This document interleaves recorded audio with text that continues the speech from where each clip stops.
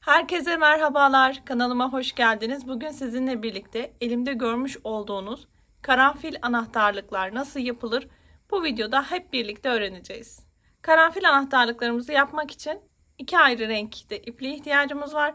Bir de bu şekilde anahtarlık aparatına ihtiyacımız var. Çiçeğimizi dilerseniz dikerek, dilerseniz de silikon yapıştırıcı ile yapıştırarak birleştirebilirsiniz. İplik olarak tuhafiyelerden rahatlıkla bulabileceğiniz orta kalınlık pamuklu bir iplik tercih ettim. İpliğime uygun olacağı şekilde 2,5 milimde yün tığ kullandım. Renk renk karanfil anahtarlıklarımızı örmeden önce sizlerden de ufak bir ricam olacak. Hala daha kanalıma abone değilseniz abone ol butonundan ücretsiz bir şekilde kanalıma abone olabilirsiniz. Bu videoya beğeni ve yorumlarınızla destek verirseniz de çok sevinirim. Dilerseniz şimdi karanfil yapımına geçelim. Karanfil anahtarlığımızı yapmak için öncelikle çiçek bölümünü yaparak başlıyoruz. İpliği parmağıma sardım. Hemen şu şekilde parmağıma ipliği dolayarak çarpı işaretini gördüm. Tığımı şuradan geçirdim. Arkadan bir tane ilmek aldım. 2 zincir çektim. Tığımın üzerine aldım ve halkamın içine battım. Arkadan bir ilmek daha çıkardım. Tığımda 3 ilmek varken 2 defa da çıkarak ikili trabzan yaptım. Hafiften halkamı bıraktım. Şöyle ipliğimi de birazcık çektim. Halkamı bir yandan tutuyorum. Bir yandan da tığımın üzerine bir tane ilmek aldım. Tekrar aynı halka içine batarak arkadan bir ilmek daha çıkardım. Ve yine tığımda 3 ilmek varken ilk ikisini diğer ikisini birlikte örerek ikili trabzan yaptım. Bu ikili trabzanlardan arkadaşlar halkamın içerisine toplamda 10 adet yapacağız. Bakın yine bir ikili trabzan sayalım. Baştaki zinciri saymıyoruz. 1, 2, 3 ikili trabzan yaptım. Devam ediyorum. Halkamın içerisine batıyorum. 4. ikili trabzanım. Tekrar üzerine aldım. Halkanın içine battım. Bakın 2 defa da çıkarak ikili trabzanlar yapıyoruz. Bu şekilde 10 tane ikili trabzana tamamlayalım. Halkamın içerisine 10 tane ikili trabzan yaptım. Hemen buradaki ipliğimi tutup şöyle sıkıca çekiyorum. Halkamı birleştirmek için 2 tane zincir çektiğim kısmın tepe noktasına batıyorum. Arkadan bir ilmek alıyorum. Tığımın arasındaki ilmekten geçirerek ilmek kaydırma yapıyorum. Böylece daire haline getirdim. İkinci sırada 2 zincir çekiyorum. Tığımın üzerine alıyorum ve tam zincirimin dibine batıyorum. Arkadan bir tane ilmek çıkartıyorum. Yine tığımda 3 ilmek varken 2 defa da çıkarak ikili trabzan yapıyorum. Bu sırada da her bir trabzan tepesine ikili trabzan yaparak sıra sonuna kadar devam ediyorum. 10 tane ikili trabzana tamamladım. Bakın örgümüzde şu şekil hafiften yuvarlanmaya başladı. Şimdi 10 tane ikili trabzanı tamamladıktan sonra şurada ilmek kaydırma yaptığımız nokta var. Buralara batmıyoruz arkadaşlar. Buralara batıp ikili trabzan yaparsak kontrolsüz bir arttırma yapmış oluruz. 10 tane ikili trabzan yaptıktan sonra 2 tane zincir çektiğim kısmın tepe noktasına batıyorum. Arkadan ilmeğimi alıyorum. Tığımın arasındaki ilmekten geçirerek yine ilmek kaydırma yapıyorum. Dolayısıyla ikinci sıramda bitirmiş oldum. Yine toplamda 10 tane ikili trabzan elde ettim. Üçüncü sıraya başlarken 2 tane zincir çekiyorum. Tığımın üzerine alıyorum ve tam dibine batarak yine ikili trabzan yapmaya başlıyorum. Bu sırada da her bir ilmeğe veya her bir trabzanın tepesine birer tane ikili trabzan yapıyoruz. Sıra sonuna kadar devam edelim.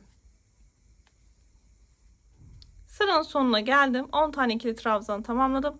Bakın yine ilmek kaydırma yaptığım yere batmıyorum. Zincirin tepe noktasına batıp arkadan ilmeğimi alıyorum. Tığımın arasındaki ilmekten geçirerek yine ilmek kaydırma yapıyorum. 3. sıramızda da 10 tane ikili trabzan elde ettim. 4. sıradan devam ediyorum. Yine 2 tane zincir çekiyorum. Tığımın üzerine bir tane ilmek alıyorum ve zincirimin dibine batarak ikili trabzanlarımı örmeye başlıyorum. Bu sırada da her bir trabzan tepesine bir tane ikili trabzan yapıyorum. Ve yine sıra sonunda 10 tane ikili trabzanı koruyorum. Sıra sonuna geldim. Bakın yine ilmek kaydırma yaptığım yere batmıyorum. 2 tane zincir çektiğim kısmın tepesine batıyorum. Zincirimin tepesine battım. Arkadan ilmeğimi aldım. Tığımın arasındaki ilmekten geçirerek ilmek kaydırma yaptım. Bakın arkadaşlar 4 sıra 10 tane ikili trabzan örmüş olduk. Şimdi 5. sıradan devam ediyorum. 2 zincir çekiyorum. Tığımın üzerine alıyorum. Dibine batarak bir tane ikili üzerine aldım. Zincirimin dibine batarak bir tane ikili trabzan yapıyorum. Tekrar üzerine alıyorum. Aynı noktaya bakın, aynı dibine tekrar batıyorum. Bir ikili trabzan daha. 2 üzerine alıyorum. Aynı dibine arkadaşlar bir tane daha ikili trabzan yapıyorum. Toplamda 1 2 3 tane ikili trabzan elde etmiş olduk. Baştaki 2 zinciri saymıyoruz arkadaşlar. Bu sırada da bakın her bir trabzan tepesine 3 tane ikili trabzan yapacağız. 2, 3. Her bir trabzan tepesine 3 tane ikili trabzan birden yapıyoruz.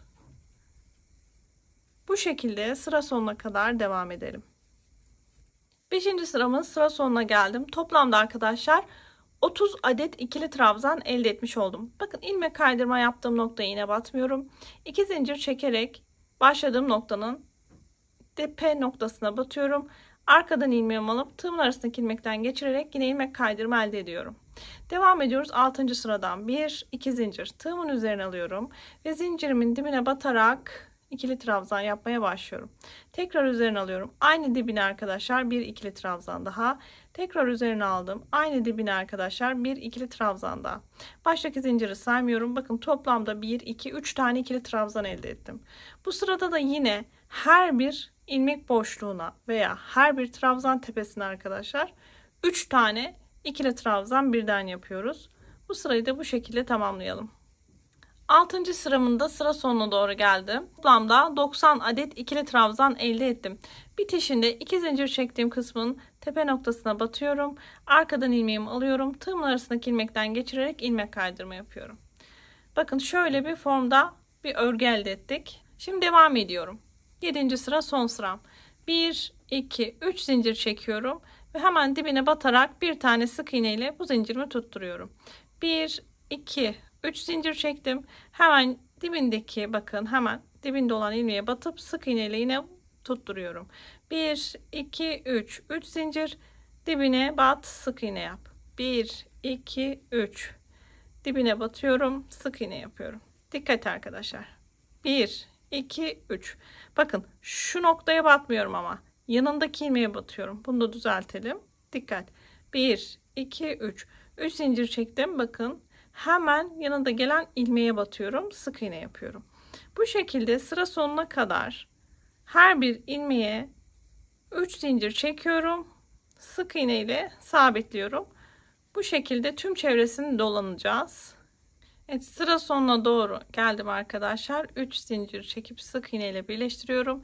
En son arkadaşlar şu noktaya dibine batıyorum. Arkadan ilmeğimi çıkartıp tığımın arasından geçirerek ilmek kaydırma yapıyorum. Bu noktada bir tane zincir çekiyorum. Şöyle ipliğimi sıkılıyorum ve bir makas yardımıyla kalan ipliğimi kesiyorum. Şimdi bu ipliğimi iç kısmından şöyle yürüterek gizliyorum.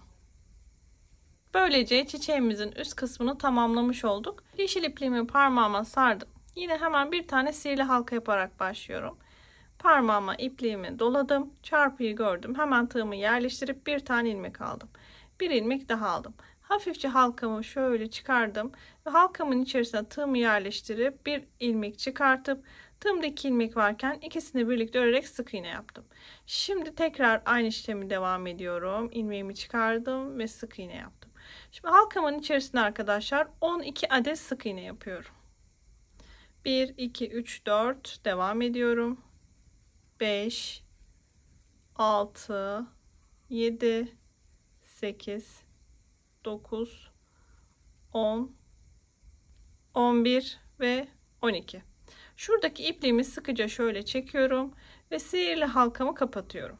Daire haline getirmek için ilk sık iğnenin tepe noktasına batıyorum. Arkadan ilmeğimi alıp tığımın arasındaki ilmekten geçirerek ilmek kaydırma yapıyorum. Bir üst sırada hafifçe ipliğimdeki ilmeği uzatıyorum ve hemen ilk gelen sık iğnenin tepesine batarak bir tane sık iğne yapıyorum.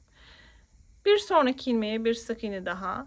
Bir sonraki ilmeğe bir sık iğne daha. Bu şekilde arkadaşlar tüm sıraya bir tane sık iğne yaparak dolaşıyorum. Dolayısıyla ikinci sırada da hiçbir arttırma veya eksiltme yapmadan her bir ilmeğe bir tane sık iğne yaptığımız için 12 adet olan sık iğne sayımı koruyorum. İkinci sıram da bitti. Üçüncü sıradan devam ediyorum. Herhangi bir ilmek kaydırma vesaire yapmadan arkadaşlar spiral bir şekilde örüyoruz. Bakın. Üçüncü sıraya da hemen bu şekilde başladım. Ve her bir ilmeğe bir sık iğne. Bütün yapmamız gereken işlem bu arkadaşlar.